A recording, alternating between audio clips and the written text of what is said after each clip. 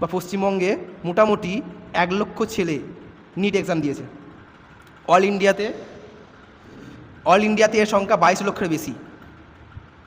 তো সেই এক্সামের কোশ্চেনপত্র ফাঁস হয়ে যাচ্ছে যারা করছে, বা মোটা টাকার বিনিময়ে, লাখ লাখ টাকার বিনিময়ে।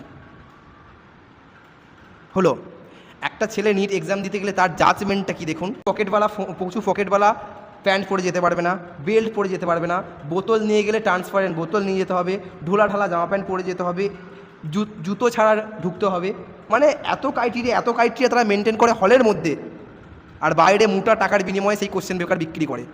দ্বিতীয়ত, ভিডিওটা করার কারণ আমার একটাই, যে এত বড় একটা পরীক্ষার পেপার বছরের পর বছর লিক হয়ে আসছে, এর বিরুদ্ধে কোনো অ্যাকশনই নেই। কোনো মানুষ প্রতিবাদ করছে না। বিশেষ করে আমাদের পশ্চিমবঙ্গে তো কোনো মানুষের প্রতিবাদ আওয়াজ দেখছি না। না কোনো সোশ্যাল মিডিয়া, না কোনো মিডিয়া, না কোনো ইনফ্লুয়েন্সার, না কোনো ব্লগার, কেউ এর প্রতিবাদ করতে পারছে না বা করছে না। কিন্তু জানে না এর প্রতিবাদ না, সব থেকে দরকার এর প্রতিবাদ করা। এর প্রতিবাদ না করলে একটা ডক্টর আপনাকে মৃত্যুর মুখে ঠেলে দিতে পারে, যে তার মোটা টাকা বিনিময়ে নিট এক্সাম এক্সামটা ক্র্যাক করেছে বলা ভুল হচ্ছে, নিট এক্সামের পেপারটা কিনে নিয়েছে। সবার আগে মানুষের স্বাস্থ্য যদি আপনার ভালো না থাকলে আপনি এগোতেই পারবেন না।